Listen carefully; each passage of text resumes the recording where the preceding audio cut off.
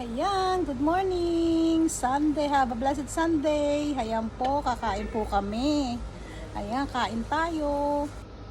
Ito yung pagkain ko today. Ayan, o diba, brown bread yan. Kita nyo with cheese because cheese is good for my bones. At syempre, yung 100% chocolate at ang aking matcha. Hindi ako magkakape ngayon kasi nag-cheat na ako kanina.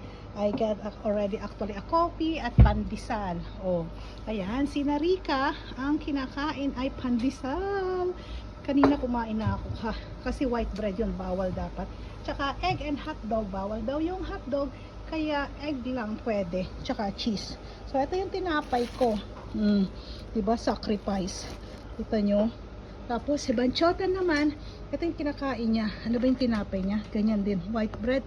Ayan ang pagkain niya. So almusal namin, dito kami sa Kabayan Dream Float. Meron kaming pandesal and Spanish bread para kay Baby Rika at Kuya Ricky. Pero mayroon nang ibinebenta.